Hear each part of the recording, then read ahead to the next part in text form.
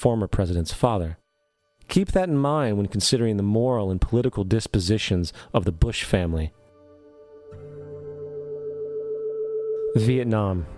The United States' official declaration of war on North Vietnam in 1964 came after an alleged incident involving 2 U.S. destroyers being attacked by North Vietnamese PT boats in the Gulf of Tonkin. This was known as the Gulf of Tonkin incident.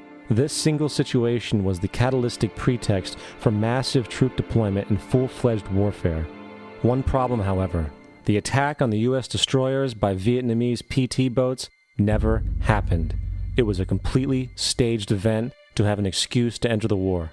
Former Secretary of Defense Robert McNamara stated years later that the Gulf of Tonkin incident was a mistake, while many other insiders and officers have come forward, relaying that it was a contrived farce, a complete lie. Once in the war, it was business as usual. In October 1966, President Lyndon Johnson lifted trading restrictions on the Soviet bloc, knowing full well that the Soviets were providing upwards of 80% of North Vietnam's war supplies. Consequently, Rockefeller interests financed factories in the Soviet Union, which the Soviets used to manufacture military equipment and send it to North Vietnam. However, the funding of both sides of this conflict was only one side of the coin. In 1985, Vietnam's rules of engagement were declassified. This detailed what American troops were and were not allowed to do in the war. It included absurdities like North Vietnamese anti-aircraft missile systems could not be bombed until they were known to be fully operational. No enemy could be pursued once they crossed the border of Laos or Cambodia. And most revealing of all, the most critical strategic targets were not allowed to be attacked unless initiated by high military officials. Apart from these imposed ludicrous limitations, North Vietnam was informed of these restrictions and therefore could base entire strategies around the limitations of the American forces. This is why the war went on so long. And the bottom line is this: the Vietnam War was never meant to be won, just sustained. This war for profit resulted in 58,000 American deaths and 3 million dead Vietnamese. So, where are we now?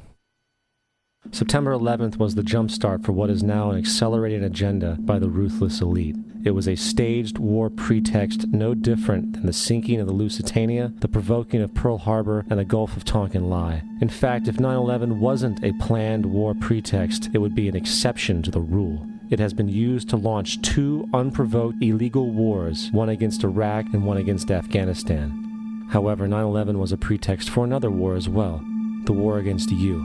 The Patriot Act, Homeland Security, the Military Tribunals Act, and other legislations are all completely and entirely designed to destroy your civil liberties and limit your ability to fight back against what is coming.